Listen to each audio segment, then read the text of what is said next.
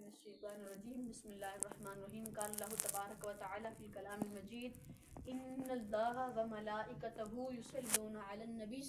یا ایھا الذین آمنوا صلوا علیہ وسلموا تسلیما اللہم صلی علی محمد وعلی آلہ واصحابہ وبارک وسلم۔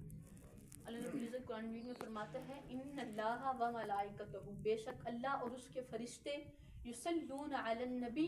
کہ وہ حضور صلی اللہ علیہ وسلم پر درود و سلام بھیجتے ہیں۔ یا ایھا الذین آمنوا، اے ایمان والو، صلو علیہ وسلموا تسلیما، تم بھی حضور صلی اللہ علیہ وسلم پر درود بھیجو۔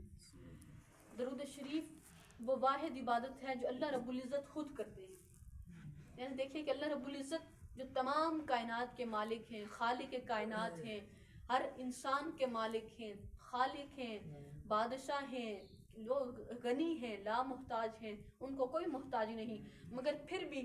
ایک درود شریف وہ واحد عبادت ہے جو اللہ رب العزت خود کرتے ہیں اور اپنے فرشتوں سے بھی کہتے ہیں کہ تم بھی آقا السلام پر درود و سلام بھیجو۔ درود پاک وہ واحد عبادت ہے جو کبھی بھی اللہ کے ہاں رد نہیں ہوتی۔ ہم کوئی اور عبادت کرتے ہیں، جیسے نماز، 5 وقت کی نماز پڑھتے ہیں، باجماعت آتے ہیں گھر سے اتنے دور سے چل کے اللہ رب العزت کے آگے سر بسجود ہوتے ہیں، روزہ رکھتے ہیں پورا دن کا، حج ادا کرتے ہیں، عمرہ اتنے پیسے لگا کر، مگر پھر بھی ہمیں کچھ معلوم نہیں ہوتا کہ یہ اللہ رب العزت کی بارگاہ اقدس میں اندر شرف قبولیت حاصل کر پائیں گے کہ نہیں ہوں گے، اللہ رب العزت ان کو قبول کرے گا کہ نہیں کرے گا۔ مگر درود پاک وہ واحد عبادت ہے، آپ سوئے ہوئے تب پڑھ سکتے ہیں، لیٹے ہوئے تب پڑھیں، بیٹھے ہوئے تب پڑھیں، اللہ رب العزت کے ہاں قبول ہی قبول ہے، وہ کبھی رد ہوتا ہی نہیں ہے۔ یعنی ایک وہ واحد عبادت ہے جو کبھی اللہ کے ہاں رد نہیں ہونی۔ اللہ رب العزت نے درود پاک اس لیے ہمیں پڑھنے کی توفیق عطا فرمائی تاکہ کسی مسلمان کے ہاں ایک تو عبادت ایسی ہو کہ جو وہ گارنٹی کے ساتھ کہہ سکے کہ یہ عبادت کبھی رد نہیں ہونی، اور وہ عبادت درود پاک ہے۔ ہم جتنا درود پاک پڑھیں کبھی رد نہیں ہوتا اللہ رب العزت کے ہاں۔ درود پاک کی بے شمار فضیلتیں ہم نے سنی۔ ایک سب سے مشہور حدیث ہے کہ اللہ رب العزت نے فرمایا کہ جو حضور پر ایک مرتبہ درود پاک بھیجتا ہے، اللہ رب العزت اس پر 10 رحمتیں نازل فرماتا ہے۔ ایک رحمت کا اندازہ اس بات سے لگا سکتے ہیں کہ اللہ رب العزت نے ایک رحمت کے اللہ رب العزت نے 100 حصے کیے، اور ان 100 حصوں میں سے ایک حصہ اپنی تمام مخلوق میں بانٹ دیا، جس سے تمام مخلوق، ماں اپنے بیٹے سے اتنے پیار اور شفقت سے پیش آتی ہے، والد اپنے بیٹے سے اتنا پیار اور شفقت سے پیش آتا ہے، تمام مخلوقات کو صرف اس ایک رحمت کا 100 حصے کا صرف ایک حصہ ملا، اور وہ اس رحمت کا اتنی غنی ہو رہی ہے تمام مخلوق۔ تو آپ حساب کریں کہ ان 10 رحمتوں کی کیا شان ہوگی۔ اللہ رب العزت نے ایک اور مقام پر ارشاد فرمایا حضور نے کہ جب قیامت کے دن بندے کے نامہ اعمال تولے جا رہے ہوں گے نا، تو اس کے نامہ اعمال جو برائی ہوگی وہ زیادہ ہو جائیں گی اور نیکی کم ہو جائے گی، تو حضور صلی اللہ علیہ وسلم ایک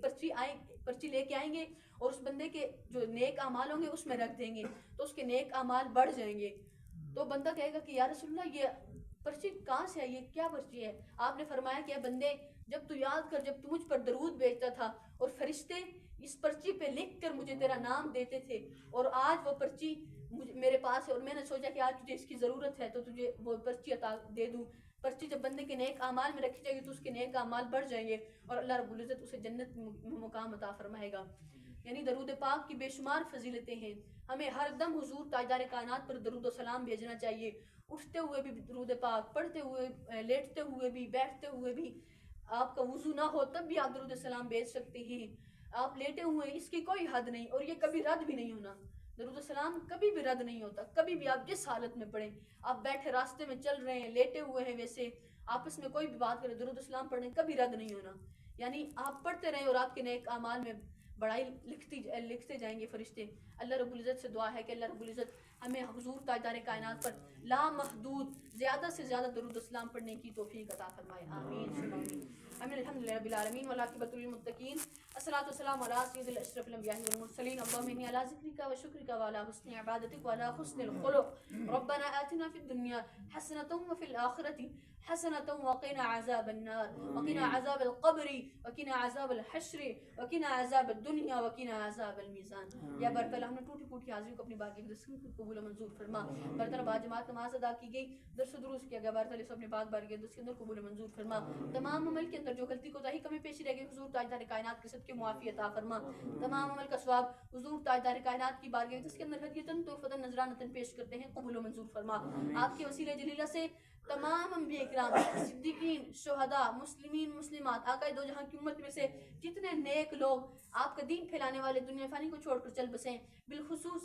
ہمارے تعلق دار، رشتہ دار، عزیز و اقارب، محلے دار، جان پہچان والے دوست، عزیز و اقارب، والدین اور جتنے جان پہچان والے لوگ اس دنیا فانی کو چھوڑ کر چل بسیں، تمام کی ارواح کو پیش کرتے ہیں، قبول و منظور فرما۔ امت مصطفیٰ میں جتنے لوگ بیمار ہیں، پریشان حال ہیں، مصیبت زدہ ہیں، جہاں جہاں کہیں تکلیف میں ہیں، بار تعالیٰ آپ تمام کی تکلیفیں، بیماریاں، پریشانوں کو جانتے ہیں، تمام کی بیماریاں، پریشانیاں، تکلیفوں کو اپنی رحمت کے صدقے معافی عطا فرمائیں۔ بار تعالیٰ ہم پر اپنے خصوصی فضل و کرم شامل حال فرمائیں۔ بار تعالیٰ معتکفین کے اعتکاف کو اپنی بارگاہ اقدس کے اندر قبول و منظور فرمائیں۔ ان کے وسیلے سے ہمارے بھی گناہوں کو معافی عطا فرمائیں، ہمارے تمام صغیرہ کبیرہ گناہوں کو معافی عطا فرمائیں، آئندہ گناہوں سے بچنے کی توفیق عطا فرمائیں۔ بار تعالیٰ امت مسلمہ کو آپس میں اتحاد اور اتفاق سے رہنے کی توفیق عطا فرمائیں، یہود اور نصارہ کا منہ کالا فرمائیں، ان کو نیست و نابود فرمائیں۔ مسلمان جہاں جہاں کہیں مظلوم ہیں، تمام کی مدد اور نصرت فرمائیں۔ بار تعالیٰ جو مانگ سکے عطا فرما، جو نہیں مانگ سکے ہمارے حق میں بہتر ہے بن مانگے عطا فرما۔ لی خمسۃ اطفی بہا خر الوباء الخاتمہ المصطفیٰ والمرتضی وابناہما بالفاطمہ، صلی اللہ علیہ صلی اللہ علی محمد وعلی آلہ الطیبین الطاہرین واصحابہ المتقین المخلصین، سبحان ربک رب العزۃ عما یصفون وسلام علی المرسلین والحمد للہ رب العالمین برحمتک یا ارحم الراحمین۔